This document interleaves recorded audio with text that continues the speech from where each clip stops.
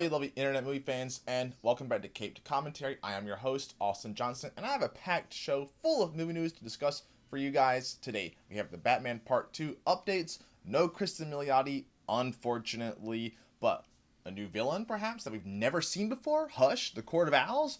I don't know. Matt Reeves is talking about that, and we gotta discuss that. We have some Daredevil Born Again our Season 3 updates. I'm sorry, I'm excited for that because we didn't even think we were going to get a season 3 at first, but we have some confirmation from the cast like Charlie Cox and Vincent D'Onofrio.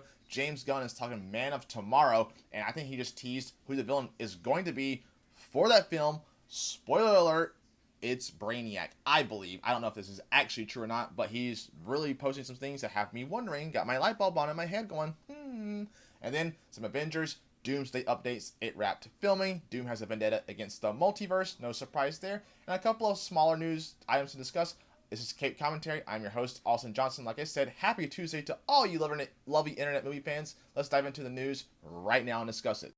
Let's first start off with some kind of scary news going on around the set of Spider-Man Brand New Day. It was reported just a couple of days ago that Tom Holland had a fall and actually cracked his head in the fall and had to go to the hospital and was treated for a concussion.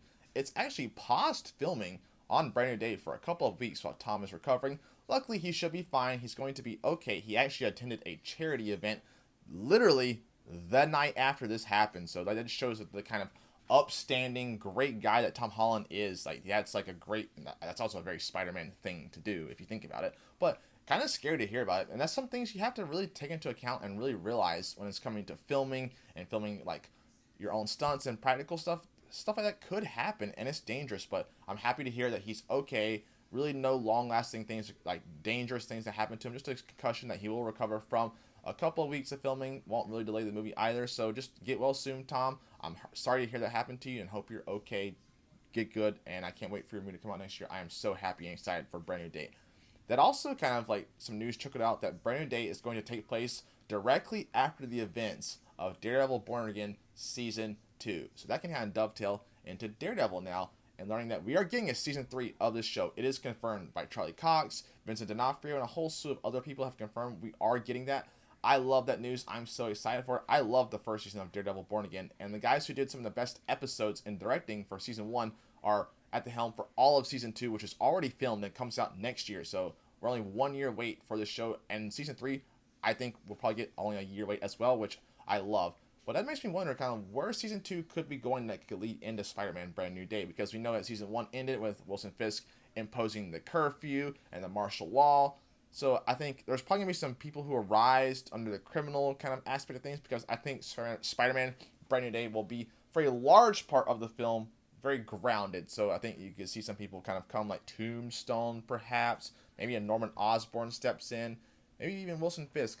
I don't think he's going to be in the movie for Brand New Day, but kind of makes you wonder what could happen. The Punisher, he's going to be in Brand New Day. He's in Born Again. So, like I said, a lot going on. These two films, these two things are tied together, which is a very interesting regard for that. I'm just excited for both these projects because I love all the characters in these shows that are involved. So let me know your thoughts on that. Where do you think we'll go for season 2 of Born Again? And what do you think, how do you think it will end that will lead and dovetail into Brand New Day?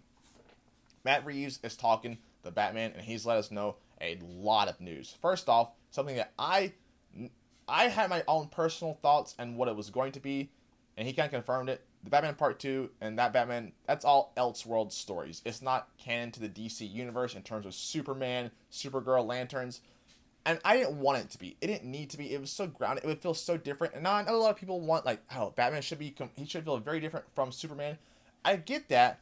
But what he's done and established in the Batman, I want him to just build and play his own sandbox for that trilogy of movies that he's going to do. And let the Brave and the Bold Batman be James Gunn's more fantastical version of Batman. And it makes more sense like that too. I think like Robert Pattinson is great, but we can also have a fantastical version of Batman. It's just like beefy, out of his mind, jacked as hell, smartest man on the planet, like just greatest detective. Like I love that. So keep those two separate. I'm all for it, and I have no problem with that. I think we as an audience can handle two separate Batmen, and I don't think we'll get it confused. He also said that the villain for the Batman Part 2 is someone who has never really been seen on screen before. Now that can be taken a couple of different ways. If you look at his exact wording, you could be like, well, never really been seen on screen, and that could be possibly Deathstroke because he was on screen, but not really, like small, very, very small minutia.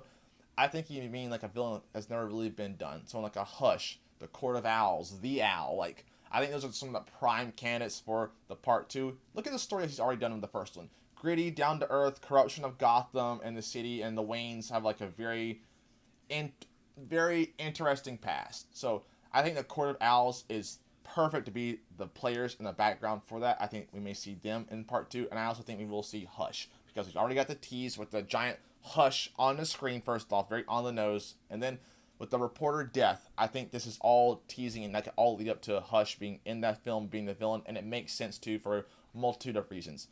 He also said some kind of sad news. Kristen Milioti, who just won an Emmy for the best for lead actress in a small, like a limited series, she will not be in it. So Sophia Falcone will not be in the part two. Sad about that, but I think we'll see her again. I think in part three, or Penguin season 2, or her own show. I think that makes the most sense. I am sad, but I think she's going to be in the background pulling some strings. We'll go see her. Oz, the Penguin, he has a very small role. Colin Farrell has read the script. He said it's extraordinary. Robert Pattinson has also read the script and said it's great. But Oz, the Penguin, small role for the Batman. I'm fine with that too. He was great in the first one in his limited capacity. I think we'll see him something like that again, but he's going to be maybe a big TV player, or maybe, like I said, in the third one as well. I also think that him, like Batman and Joker, who we know is not in this film at all as far as we're concerned, he's going to be a big part of part 3, I believe. I think there could be a possible Hannibal Lecter-ish role for the Joker in this film. Like Batman is going to be pursuing the Court of Owls or Hush, and he's going to go to the Joker in Arkham and kind of have a conversation. I think that would be a very cool aspect to see. But I don't know. I'm just speculating on that. I actually don't know anything at all. But all these updates around the Batman Part 2 have me extremely excited for the movie that starts filming next year and comes out in 2027. Now, another movie that starts filming next year and comes out in 2027 that we learned a big key detail I believe about is Man of Tomorrow. James Gunn posted this script right here. It's draft 1 for Man of Tomorrow, and look at that image. I think it's a massive tease to Brainiac. He could just be playing to the audience, because a lot of people in the audience do believe that Brainiac will be the villain of Man of Tomorrow, but this is a huge tease. I believe it could be. And think about it. What do we know about Man of Tomorrow? It's a film as much about Lex as it is Superman. Like, it's not titled Superman Man of Tomorrow. It's just called Man of Tomorrow as of right now. This movie is going to cause a team up between the two. It's also going to cause Lex to have the mech suit. What type of villain could there be that is going to cause those two to team up? Because Lex hates Superman, but will also cause Lex to need the mech war suit.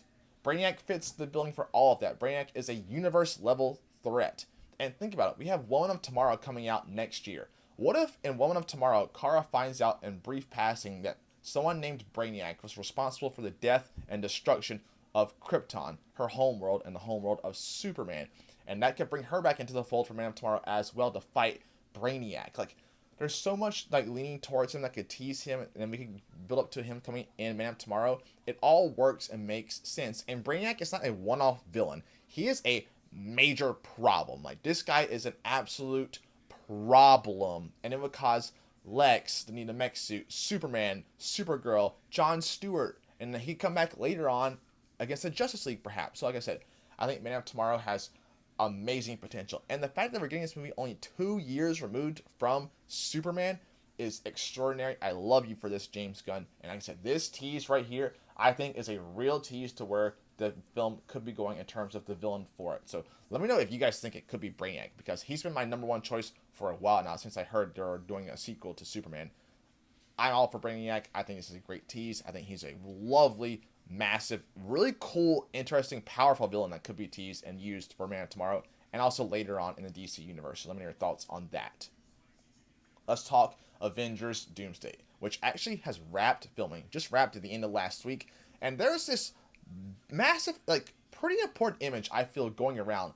It has a list of it's just like a facial poster, kind of essentially, on a sweatshirt from like its merch for the crew, going around of all the heroes that are confirmed from the Chairs Day event that are going to be in the movie. So, you know, Doctor Doom, you have the Fantastic Four, the Thunderbolts, or New Avengers, whatever you want to call them, Sam Wilson, Joaquin, Shang-Chi is on there, Ant-Man is on there, Thor. This image, I think, tells us a lot about the looks and the costumes that a lot of these characters will be wearing for Avengers Doomsday. I want to dive into that because it's very... First off, see that Thor has the short hair from Thor Ragnarok and Avengers Infinity War. And he also has the no-sleeved look. Like, I'm so excited for this look because I love this look personally more than all his other looks. I love the jacked version of Thor with the short hair. Bring that version back. It looks like we probably will be getting that back for Doomsday. Perfect choice. We also see the Fantastic Four in their awesome blue suits, which I love. We see Bob, but in his Sentry costume. So if we're getting the Sentry for Doomsday, could we be getting the Void? I think Sentry will play a very important role in Avengers Doomsday because of the power set that he has, his capabilities, and we'll see what Doom has in store for him. Of course, we have Dr. Doom looking awesome in his suit. My guy Shang-Chi is on this list as well. We haven't seen Shang-Chi really since his own movie. Shang-Chi, that movie was great. He's one of the best characters that they've introduced in a post-Avengers Endgame world. So bring me back Shang-Chi. We also see Namor. He's in a comic-accurate suit as well. I love that look. I don't need the trunks anymore. Give me the comic accurate with the jacket and everything. Hey, join the Cabal Namor. Help, because they're gonna be pulling. We all know from the '80s Secret Wars event heavily from Hickman's 2015 Secret Wars run, and possibly One World Under Doom with his magical aspects and his technological. So I'm very curious to see, but some of these comic accurate things are big. But the big one that's in this merge, the X-Men. We see my guy Cyclops in the comic-accurate blue X-Men suit. Yes, that's what we need. These suits are outstanding. I love these suits. They're perfect. If we see us on the big screen in live action, all the money in the world belongs to this movie. Because if you just watch X-Men 97, those suits look exceptional in animation. Bring those to light with my guy Cyclops, Mr. Underrated himself, the leader. It will look amazing on the big screen, and we'll finally see them not in black leather like they joked about in Deadpool, but the actual comic accurate blue X-Men suits. I cannot wait to see that. I'm so excited, and like I said, it reveals so much about, I think, the looks of a lot of our favorite characters. So let me know if you think that. What comic accurate suits do you guys want to see? And then some final housekeeping news, little small stories. Christopher Nolan elected president of the DGA. Cool. I love Nolan. He's one of the best directors out there, and he's one of the few directors that are out there that is appointment viewing. So if you see he's dropping a film, you have to see it because it's Christopher Nolan film. The Odyssey, look what they did that movie just for IMAX alone. And then finally, there's a trailer out there for a movie called Anaconda, starring Jack Black and Paul Rudd, that made me crack up laughing. I didn't know this movie was even going to be happening. Then I saw this trailer just last week, died of laughter. So the premise is these two guys, their favorite movie of all time is Anaconda, the original Anaconda snake movie. What the fuck? They go into the film in the jungle to recreate the movie. Their snake that they have in the movie, it dies. So they have to get a new snake. The new snake is just villainous, out to just kill all of them and eat them. It's insane. The trailer is hilarious. Jack Black has some very great comedic moments. Paul Rudd has someone as well. I did not need this trailer. It's so funny. Go watch it now. You're going to laugh your ass off. It comes in at Christmas time, too. This could be one of the contenders for funniest movie I have seen this year, along with The Naked Gun, Roses, and a couple other movies, too. So let me know all your thoughts on the topics discussed today. Have you seen that trailer? What are your thoughts on the Doomsday news, Man of Tomorrow thoughts and theories, the Batman, Daredevil, and everything else in between? Is there anything I missed? Let me know down below. I love you all. I'll see you guys next week for Cape Commentary Movie News Recap at 3 o'clock on Tuesday. Love you guys.